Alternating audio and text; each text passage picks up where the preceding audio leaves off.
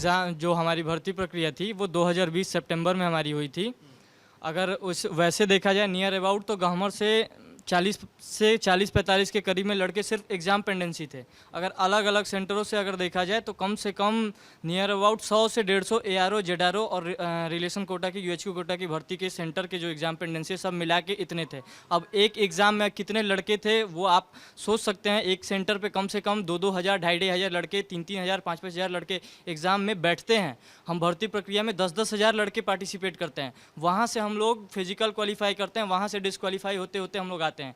और सर मेरा एक पॉइंट एक और चीज़ है कि जैसे कि जहाँ पे हमने ये देखा भाजपा की सरकार है स्टेट में, जिस स्टेट में उन्होंने ऐलान किया, जैसे हरियाणा में आपने सुना होगा, हमारे उत्तर प्रदेश में महाराज जी ने वरीता देंगे। हम ये बोल रहे हैं कि सर ये बताइए कि अगर आज हमारे ये अभी भाजपा की सरकार है, अभी ये कह रही है कि ठीक है हम आपको वरीयता देंगे, कोई लिखित तो नहीं है, डॉक्यूमेंट्री तो नहीं है, आपने मुंह से बोल दिया है। कल अगर इस राज्य से भाजपा की सरकार चली जाती है तो उसका जिम्मेवारी कौन लेगा, कौन गारंटी लेगा कि आपको जॉब मिलेगा। दूसरी चीज़ ये बात है कि सर अगर हमको उसी सेक्टर में जाना था, हमको अगर दूसरे सेक्टर का ही, अगर मान लीजिए हमको सीएपीएफ का ही और यूपी पुलिस का ही जाना था तो हम उसमें ही डायरेक्ट अप्लाई नहीं करते। हम सेना में क्यों जाते, हम 4 साल के लिए ही क्यों जाए। हमको देश सेवा, जब तक हमारे बाप दादा ने हमारे 15 साल 16 साल 20-20 साल तक देश सेवा दिया है तो हम ये चाहते हैं कि हम भी उतना करें। हम 4 साल हमको करना है तो हम क्यों जाए उसमें। हमको जब ये कान पकड़ना है तो हम ऐसे क्यों पकड़ेंगे, यहीं से ना पकड़ ले। जब हमको पुलिस का ही भर्ती देखना है तो हम पुलिस का ही अप्लाई नहीं करेंगे, क्यों हम आर्मी का करेंगे। आपने तो हमारा जो एज क्राइटेरिया था वो तो सब खत्म कर दिया। आपने सब खत्म करने के बाद ऐसे ही आके एक झटके में प्रेस कॉन्फ्रेंस करके ये बोल रहे हैं कि जो पिछला था वो सब खत्म हो गया, अब आगे से आप ही को। और दूसरी बात, अग्निवीर के तहत आपको ये वरीयता मिलेगी, वो वरीयता मिलेगी। जब हमें दूसरी जॉब करना ही था तो हम उसमें डायरेक्ट जाते, डायरेक्ट अप्लाई करते। हमको आप घुमा फिरा के इधर से बोल रहे हैं आपको उधर मिलेगी, और कोई लिखित नहीं है, कोई लिखित नहीं। ये बताइए, आर्मी का हमारे बड़े बुजुर्ग, हमारे बाबा दादा सब बैठे हैं, सबको पता है कि एक जवान की लाइफ कैसी होती है। 4 साल में आपको चूस लिया जाएगा, बढ़िया से रगड़ा दिया जाता है, हर चीज़ पे पनिशमेंट होता है। ये बताइए कौन सा ऐसा बंदा है, आप जितने भी लोगों से पूछेंगे कि सब जो आर्मी में रह चुके हैं या जो आर्मी का तैयारी करता है, वो एक बार तैयारी करने के बाद किसी और चीज़ के एग्ज़ाम कंपटीशन में बिठा दो तो उससे नहीं निकलेगा एग्ज़ाम। आप ये बोल रहे हो कि हम 4 साल बाद उसमें बढ़िया से सेवा दे के आएँ और रगड़ा खा के आएँ, उसके बाद आने के बाद हम फिर से कापी किताब उठा के बैठ के पढ़ें, और जो 4 साल 5 साल से बच्चे जो तैयारी कर रहे हैं उनके साथ हम कम्पीट करें। आप तो 10% का आरक्षण दे रहे हो ना, तो एग्ज़ाम तो हमको बैठ के वो देना ही पड़ेगा, एग्ज़ाम देना पड़ेगा, उनके साथ एग्ज़ाम में कम्पीट करना पड़ेगा, हम उनके साथ कम्पीट करें। आप उतने में ही आप हमको 12th का सर्टिफिकेट भी दे दोगे, आप हमको पोस्ट ग्रेजुएशन भी करा दोगे, आप हमको एक 30 दिन की छुट्टी भी दे दोगे, आप हमको देश सेवा भी करा दो, आप हमको बॉर्डर पर भी भेज दो। मतलब ये सरकार सिर्फ बेवकूफ़ बना रही है। हम लोग तो एकदम बेवकूफ़ हैं। यही सरकार बहुत तेज़ है, और इनकी चालाकी देखिए। कल ये अच्छे से जानते थे कि अगर कोई राजनीतिक पार्टी के आके अगर कल प्रेस कॉन्फ्रेंस करता है तो देश में और विरोध होगा। इन्होंने ये जानते हैं कि ये सब आर्मी के बच्चे हैं, चूँकि जो असली बच्चे होंगे वो डिसिप्लिन से होते हैं। वो ये चाहते थे कि आर्मी का ही जनरल जाके, तीनों अधिकारी जाके प्रेस कॉन्फ्रेंस करे ताकि ये विरोध ना हो और जल्दी से जल्दी नोटिफिकेशन। आप ये बताइए, हमारे एग्ज़ाम 2-2 साल से हम वेट कर रहे हैं, आपने कुछ नहीं किया, नई भर्ती नहीं निकाले, और इसमें इतनी जल्दी नोटिफिकेशन इसलिए निकाल दिया कि लड़के इसमें वापस से तुरंत अप्लाई कर दें और ये जितना भी है उनकी आवाज़ दबा दिया जाए। ये सरकार की सीधा यही था। वो इसीलिए राजनाथ सिंह के घर मीटिंग होता है, लेकिन आके सैन्य अधिकारी ही प्रेस कॉन्फ्रेंस करते हैं और इसकी जानकारी देते हैं, और वो भी कोई नई जानकारी नहीं देते हैं, वही हमारी बातों को ही घुमा फिरा के इधर से उधर बताया जा रहा है कि आपको ये दिया जाएगा, वो 10% उसमें मिलेगा।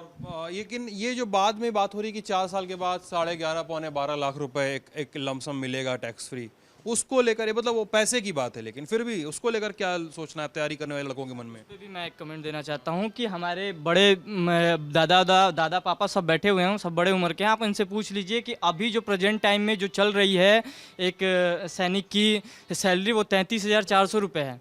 आपने क्या किया, उसको 30,000 का पैकेज किया, उसमें भी आपने हमारे पैसे को ही काट के 21,000 इन हैंड आप दोगे। हम 4 साल बाद रिटायर होंगे, उसके बाद तो हमको दोगे आप पैसे ना, वो जो हमारा जो कटा हुआ पैसा है। आप इन हैंड तो हमको 21,000 दोगे पहले साल में, दूसरे साल 23,100 रुपये दोगे। क्या बचाए, क्या हम करेंगे, क्या हम अपने परिवार को देखेंगे, क्या हम अपने सब चीज़ देखेंगे, मतलब उसी में हमको सब करना है। पहले साल आप पूरा साल 21,000 दोगे, दूसरे साल 23,100 रुपये दोगे, तीसरे साल 25,000 दोगे, चौथे साल 28,000 दोगे। हमारी सैलरी को आपने कम किया और आप बता रहे हो कि ये बहुत बढ़िया सेवानिधि पैकेज है, बहुत अच्छा है। ये सिर्फ जुमलाबाजी है, ये सिर्फ हम युवाओं को बेवकूफ़ बनाने का काम किया जा रहा है। परमानेंट परमानेंट जॉब्स में जो भी सिपाही परमानेंट जॉब भर्ती होता था, वो कसम खाने के बाद 30 मतलब जब वही वो कसम खाता था 18 महीने 19 महीने में वो खुद पर खुद 5 लाख 6 लाख का मालिक हो जाता था। सोचिए जब वो 2 साल में 5 लाख या 3 लाख 4 लाख जो भी होता था, और हम 4 साल करके भी 10 ही लाख हमको मिल रहा है। ये हमारा ही पैसा हम ही को घुमा के दे रहे हैं। जैसे अभी एज वाले में बताया इन्होंने, 23 साल पहले से ही एज थी, कम करके 21 दिया, विरोध के बाद इन्होंने 23 कर दिया। उसी तरह ये पैसा भी हमें हमारा ही दे रहे हैं और कह रहे हैं कि ये बहुत अच्छा पैकेज है। ये खुद को या तो बहुत चालाक समझते हैं या तो जनता को बेवकूफ़ समझते हैं कि कोई समझ ही नहीं रहा है। हमारा ही पैसा हम ही को दे रहे हैं, कह रहे हैं कि हम भी इतना पैसा सैनिकों का ले रहे हैं, उसमें हम मिला के दे रहे हैं। ऐसा कुछ नहीं है। जैसे कि कल हमारे जनरल साहब अनिल पुरी ने बोला कि हम सेना को यंग करना चाहते हैं। मैंने एक आधिकारिक एक जगह न्यूज़ चैनल पे ही ये देखा था।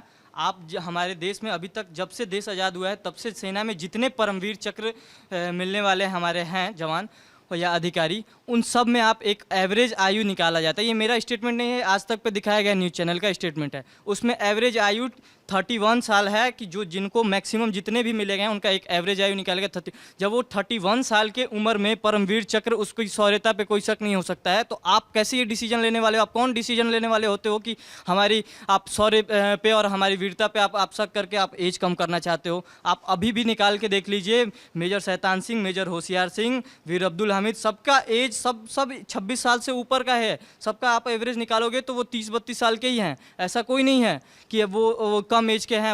अगर हैं भी तो वो एक गिने चुने हैं, मैक्सिमम जो हैं वो ज़्यादा एज के हैं। तो आपने अपने मन से ही डिसाइड कर लिया कि हमारे सेना को यंग करना है, नहीं तो ये नहीं लड़ पाएंगे। ऐसी कौन सी है हमारे सेना का? एक एक से बड़े बड़े वीर गाथा, एक एक से अच्छे अच्छे हमारे हैं जिनको हम देख के हमें प्रेरणा मिलती है।